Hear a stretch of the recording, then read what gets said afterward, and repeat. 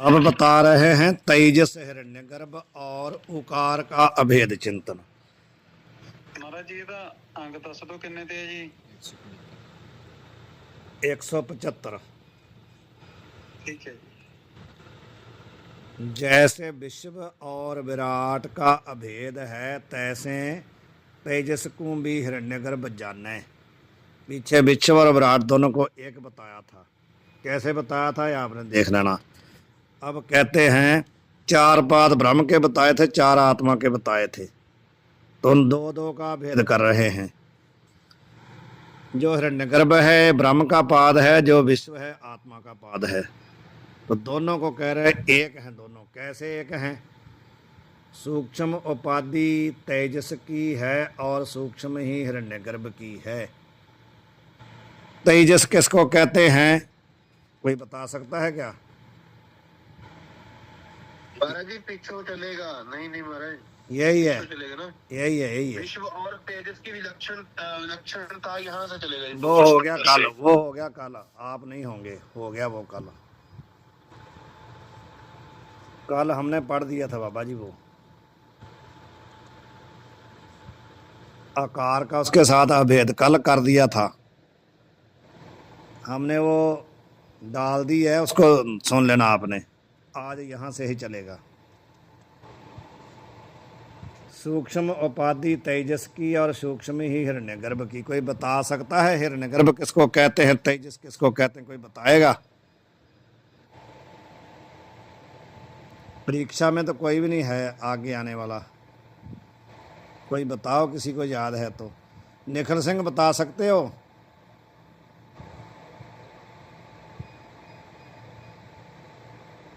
निखिल सिंह नहीं बताए। तेजस और हिरण्यगर्भ किसको कहते हैं? महाराज जी अभी चेक नहीं आ रहा, आप जी कृपा करो। महाराज जी तेजस के जो हिरण्यगर्भ महाराज जी ये तो अपना की कहते ने महाराज जी, अपने की कहते ने मैंने एक कोई नहीं, मैंने ईश्वर दा। हिंदी में बताओ, पंजाबी में मत बताओ। हिंदी का ग्रंथ है, पंजाबी का नहीं है। पंजाबी तो किसी ने बोलनी नहीं, एक अक्षर भी इसमें नहीं बोलेगा कोई। प्रश्न भी पंजाबी में नहीं होगा। जो तेजस है और जो हिरण्यगर्भ है महाराज जी, ये तो मैंने एक ही है। तो ये तो एक तो अभी इनको करना है, एक तो अभी उनको करना है। पहले तो स्वरूप अलग अलग है ना उनके, नहीं किसी को पता। तेजस किसको कहते हैं? जो सूक्ष्म सृष्टि, जो सूक्ष्म सृष्टि ना, व्यष्टि सूक्ष्म सृष्टि का अभिमानी, जो उसको तेजस कहते हैं। और समष्टि सूक्ष्म सृष्टि का जो अभिमानी है उसको कहते हैं हिरण्यगर्भ। समझ आ गई? विश्व और विराट का भी नहीं मालूम। जो समष्टि स्थूल का अभिमानी है उसको कहते हैं विराट, जो व्यष्टि स्थूल का अभिमानी है उसको कहते हैं विश्व। वो दोनों एक हैं क्योंकि दोनों की उपाधि स्थूल है। अब यहाँ कहते हैं दोनों की उपाधि सूक्ष्म है, इसलिए दोनों एक हैं। पर पता तो होना चाहिए, व्यष्टि सूक्ष्म का अभिमानी जो उसको तेजस कहते हैं, समष्टि सूक्ष्म का जो अभिमानी उसको हिरण्यगर्भ कहते हैं। ये दोनों एक इसलिए हैं क्योंकि दोनों की उपाधि सूक्ष्म है। मूल में बता रहे हैं यहाँ पे दोनों की एकता जाने। पहले तो इस प्रकार इनको एक जानो दोनों को, किसको लेकर के? सूक्ष्म उपाधि को लेकर के। अब दूसरी बात, तेजस हिरण्यगर्भ की एकता जान के ओंकार की द्वितीय मात्रा उकार से तिनका अभेद चिंतन करे। पहले तो उनकी उपाधि करते एकता जाने, उसके बाद उन दोनों का क्या करे? जो ओंकार की दूसरी मात्रा है ना, वो है उकार, उसके साथ अभेद चिंतन करे। कैसे करे अब बता रहे हैं। आत्मा के चार ही पाद में द्वितीय पाद क्या है? तेजस। ब्रह्म के पाद में हिरण्यगर्भ, ये मैं पहले भी आपको बताया। चार पाद ब्रह्म के, चार पाद आत्मा के कल बताए थे। उन्हीं की बात कर रहे हैं कि आत्मा का दूसरा पाद है तेजस, ब्रह्म का दूसरा पाद है हिरण्यगर्भ। ओंकार की मात्रा में द्वितीय मात्रा क्या है? उकार। तो तीनों को एक करना है। द्वितीयता तीनों में समान धर्म है। द्वितीयता तीनों में आ गई ना, सबके तीनों में द्वितीयता है तो द्वितीय तीनों का समान धर्म है। द्वितीय मात्रा उकार है, द्वितीयता तीनों में समान धर्म है। यहाँ ते तीनों की एकता चिंतन करे। एक तो कारण ये बताया कि इनकी सूक्ष्म उपाधि है दोनों की, तो दोनों एक हैं, तेजस और हिरण्यगर्भ। उसके बाद बताया भी तेजस और हिरण्यगर्भ जो हैं द्वितीय द्वितीय पाद हैं, और ओंकार की द्वितीय मात्रा है उकार। तो सब में द्वितीयपना है, तो इसलिए तीनों को एक जानो, ये यहाँ पर कह दिया। प्राज्ञ ईश्वर और मकार का अभेद, प्राज्ञ के विशेषण। अब तीसरा कौन है पाद आत्मा का, प्राज्ञ। और ब्रह्म का तृतीय पाद कौन है, ईश्वर। विराट, हिरण्यगर्भ, ईश्वर। तो ये प्राज्ञ और ईश्वर और मकार। और तीसरी मात्रा कौन सी है, ओंकार की मकार। अब यहाँ पर इन तीनों को एक करना है। प्राज्ञ के विशेषण बता रहे हैं। प्राज्ञ को ईश्वर जाने, ईश्वर रूप जाने। काहे थे, प्राज्ञ की उपाधि क्या है, कारण। और ईश्वर की भी क्या है उपाधि, कारण। ईश्वर और प्राज्ञ दोनों क्या हैं, एक हो गए। दोनों की उपाधि क्या है, कारण। और क्या है, ईश्वर और प्राज्ञ पादन में क्या है, तृतीया। ईश्वरी तृतीया पाद और प्राज्ञ भी तृतीया पाद, इस करके भी इनको एक जानो। ओंकार की तृतीय मात्रा क्या है, मकार। तो तीसरापना तीनों में समान धर्म हो गया ना, सब में तृतीयपना रहेगा, ईश्वर में भी, प्राज्ञ में भी और मकार में भी। तो एक इनका समान धर्म हुआ। जहाँ ते तीनों की एकता जाने, यह है प्रज्ञा प्रज्ञानमन है। प्रज्ञान घन है होएगा, इतने घन शब्द चाहिए, समझ गए। एक घा है, वाह नहीं है। प्रज्ञान घन जी। वह प्राज्ञ क्या है, प्रज्ञान घन है। घन कहते हैं जिसमें किसी प्रकार का कोई पोल नहीं है, किसी प्रकार की कोई मलिनता नहीं है, शुद्ध है, एकदम शुद्ध है, ठोस है। काहे ते जागृत और स्वप्न के जितने ज्ञान हैं सो सुषुप्ति विषय घन कहिए एक अविद्या रूप हो जावे हैं। घन का अर्थ होता है एक। घन किसको कहते हैं, बदान को भी कहते हैं, जो बदान होता है उसको घन भी कहते हैं। इसलिए कहते हैं भी उसमें कोई पोल नहीं होता, ठोस होता, एक होता है। तो यहाँ पर कहते हैं भी जितने जागृत और स्वप्न के ज्ञान है वो कहाँ चले जाते हैं, सुषुप्ति में, एक अविद्या में एक हो जाते हैं, इसलिए प्रज्ञान घन कहा। या ते प्रज्ञान घन कहिए हैं, स्पष्ट कर दिया। आनंद भुक्त भी यह प्राज्ञ श्रुति ने कहा है। प्राज्ञ को आनंद भुक किसने कहा, मांडूक्य में ही आएगा। उसको प्रज्ञान घन भी कहा, आनंद भुक भी कहा। आनंद का भोक्ता, आनंद भुक का अर्थ है आनंद का भोक्ता। सूक्ष्म जो अज्ञान की सूक्ष्म जो वृत्तियां हैं उसके द्वारा भोग करता है प्राज्ञ सुषुप्ति में। इसलिए कहा आनंद भुक भी यह प्राज्ञ श्रुति ने कहा है। काहे थे, क्यों ऐसा कहा, अविद्या से आवृत जो आनंद है ताकू यह प्राज्ञ भोग्य है। कहाँ, सुषुप्ति में। या ते आनंद भुक कहिए है। जैसे तेजस और विश्व का भोग त्रिपुटी से होवे है, तैसे प्राज्ञ के भोग भी त्रिपुटी कहिए हैं। पीछे बताया था ना कि विश्व का भोग भी त्रिपुटी से होता है, तेजस का भी होता है।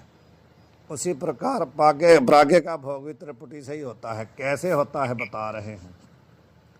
चेतन के प्रतिबिंब सहित जो अविद्या की वृत्ति है सो क्या है, अध्यात्म। तीन प्रकार की त्रिपुटी होगी ना, अध्यात्म, अधिभूत, अधिदैव, तीन मिल के त्रिपुटी बनती है।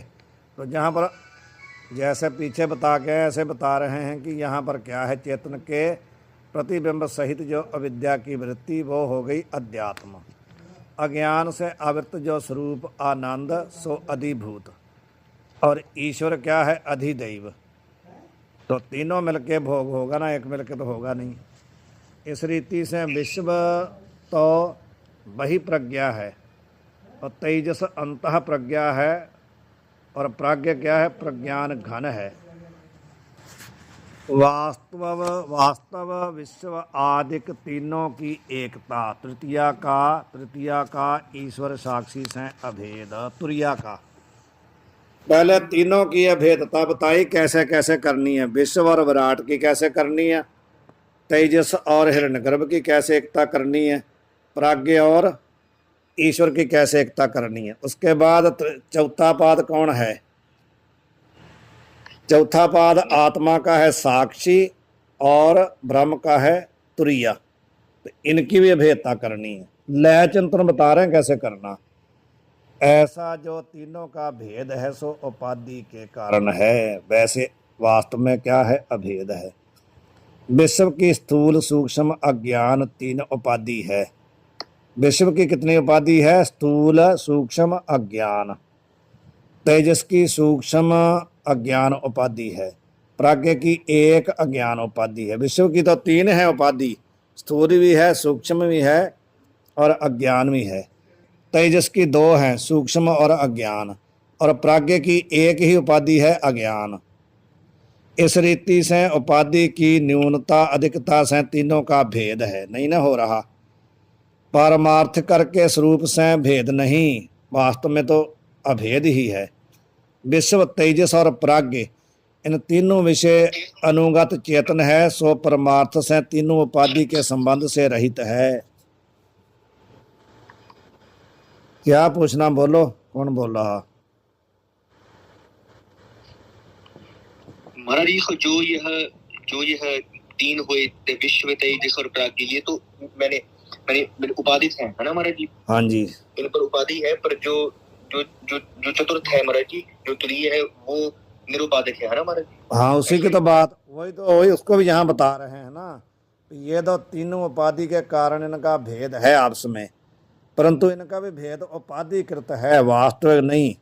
आगे बता रहे हैं विश्व, तेजस और प्राज्ञ इन तीनों विषय अनुगत क्या है, अनुसूत क्या है, व्यापक क्या है, चेतन। सो परमार्थ से तीनों उपाधि के संबंध से रहित है, उसकी कोई उपाधि नहीं है। तीनों उपाधि का अधिष्ठान क्या है? तुरीय। सो बहि प्रज्ञा नहीं, अंत प्रज्ञा नहीं, प्रज्ञान घन भी नहीं, कर्म इंद्रिय का और ज्ञान इंद्रिय का विषय भी नहीं, बुद्धि का विषय नहीं, किसी शब्द का विषय नहीं। ऐसा जो तुरीय है, ताकु परमात्मा का चतुर्थ पाद ईश्वर साक्षी शुद्ध ब्रह्म रूप जाने। वो जो तुरिया है वो क्या है? वो तो है ब्रह्म का चतुर्थ पाद, और आत्मा का चतुर्थ पाद क्या है? साक्षी। तो उसी तुरिया को समझ लो कि तुरिया और साक्षी दोनों एक हैं, दोनों का कोई भेद नहीं है। तो चेतन चेतन एक हुआ ना, उपाधिकृत ही भेद है, चेतन को लेकर के कोई भेद नहीं है। तो चेतन की एकता करनी है। करनी कैसे है? लक्षणा के द्वारा। जहत अजहत लक्षणा, जहत लक्षणा। और जहाँ कौन है? भाग त्याग लक्षणा। भाग त्याग लक्षणा के द्वारा तुरिया और साक्षी का दोनों का अभेद करना है। भाग उनकी उपाधि है, वो छोड़ दो, उपाधि को छोड़ करके बाकी क्या बचेगा? चेतन ही चेतन है, वो दोनों एक हैं। दो स्वरूप वाले ओंकार और आत्मा का मात्रा और पाद रूप से अभेद चिंतन। अब फिर दोबारा बता रहे हैं कि दो स्वरूप वाले ओंकार और आत्मा का मात्रा और पाद से अभेद चिंतन। इस रीति से दो प्रकार का आत्मा का स्वरूप कहया, एक तो परमार्थ रूप और एक अपरमार्थ रूप। समझ गए हैं ना? परमार्थ और अपरमार्थ, तुरिया और साक्षी। ये क्या हुआ? परमार्थ। और विश्व हिरण्यगर्भ, विराट हिरण्यगर्भ ईश्वर, और विश्व तेजस प्राज्ञ, ये क्या हुआ? अपरमार्थ। दो प्रकार का स्वरूप हो गया ना। तो तीन पाद और अपरमार्थ रूप, और एक पाद तृतीय परमार्थ रूप बता दिया, वही जो मैं बता रहा हूँ। तीन पाद और अपरमार्थ रूप है। ये जो तीन पाद है ये तो हो गए अपरमार्थ, और एक पाद कौन है? तृतीया, तुरिया। ये हुआ परमार्थ रूप। जैसे आत्मा के दो स्वरूप हैं तैसे ओंकार के भी दो स्वरूप हैं। अकार, उकार और मकार, ये तीन मात्रा रूप जो वर्ण हैं सो तो अपरमार्थ रूप हैं। तीनों मात्रा विषय व्यापक जो अस्थि भाति प्रिय रूप अधिष्ठान चेतन है सो क्या है? परमार्थ रूप। उसको क्या बोल देते हैं हम लोग? अर्ध बिंदु। समझ आई? ओंकार में जो अर्ध बिंदु कहते हैं ना, वो ही क्या है? अधिष्ठान है। वही परमार्थ रूप है ओंकार का। जो तीन मात्रा है अकार, उकार, मकार, ये अपरमार्थ है, असली नहीं है। असलियत क्या है? ओंकार का स्वरूप क्या है असली? जो तीनों मात्रा में व्यापक है और कैसा है? अस्थि भाति प्रिय रूप है, अधिष्ठान है। वो ही असली ओंकार का स्वरूप है। जो ओंकार का परमार्थ रूप है ताकू श्रुति विषय अमात्र शब्द करके कहा है। कहाँ कहा है? मांडूक्य श्रुति में। जो ओंकार का परमार्थ स्वरूप है उसको कहते हैं अमात्र, मात्रा से रहित है। कहाँ है ते? ता परमार्थ स्वरूप विषय मात्रा विभाग है नहीं, या ते अमात्र कहिए है। इस रीति से दो स्वरूप वाला जो ओंकार है ताका दो स्वरूप वाले आत्मा से अभेद जाने। व्यष्टि और समष्टि जो स्थूल प्रपंच ता सहित विश्व और विराट का आकार से अभेद जाने। आत्मा के जो पाद हैं तीन विषय विश्व आदि है, ओंकार की मात्रा विषय आकार आदि है। इन दोनों को एक समझो। किसको? विश्व को और आकार को। सूक्ष्म प्रपंच सहित जो हिरण्यगर्भ तेजस है ताकू उकार रूप जाने। तो हिरण्यगर्भ का किसके साथ करना है? अभेद, उकार के साथ। विश्व का किसके साथ करना है? आकार के साथ। तेजस भी दूसरा है और उकार भी दूसरा है, जाते दोनों को एक समझो। तेजस और उकार। कारण उपाधि सहित जो ईश्वर रूप पराग्ञ ताकू मकार रूप जाने। जैसे ईश्वर रूप पराग्ञ तीसरा है वैसे मकार भी तीसरा है, जाते ईश्वर रूप पराग्ञ और मकार को एक जाने। इनकी अभेदता करनी है, उकार की और आत्मा के पाद की लेकर के एकता करनी है। दोनों को एक समझना है। ओंकार के साथ अपने आप को कैसे हमने अभेद करना है, बहुत बड़ा चिंतन है ये। इस सुबह उठ करके हमने ओंकार की उपासना करनी है, लेकिन अपने आत्मा को ओंकार रूप समझ के ही उपासना करनी है। यही है अहंग्रह उपासना। अपने आप को ओंकार मानना। कैसे मानेंगे? ये तरीका बताया कि अपने आप को ओंकार के साथ कैसे अभेद करना है। अहंग्रह उपासना ये है।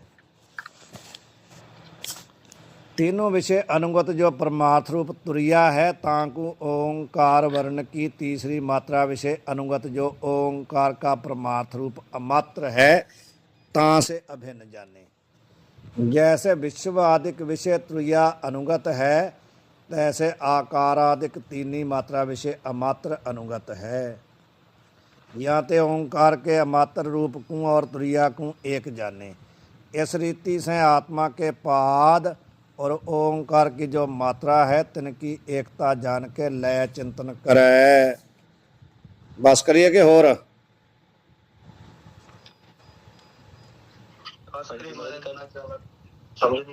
वाहिगुरु जी का खालसा वाहिगुरु जी की फतेह। महाराज जी एक प्रश्न सी महाराज दास दा। हाँ जी। क्योंकि ਜਦੋਂ ਅਸੀਂ ਮਹਾਰਾਜ ਪੜ੍ਹ ਰਹੇ ਸੀ ਉਸ ਆਪਣਾ ਧਿਆਨ ਅਹੰਗ੍ਰਹ ਜੋ ਆਪਣਾ ਜੋ ਅਹੰਗ੍ਰਹ ਦਾ ਪ੍ਰਸ਼ਨ ਆ ਰਿਹਾ ਸੀ, ਉਸ ਨੂੰ ਮਾਫ ਕਰਨਾ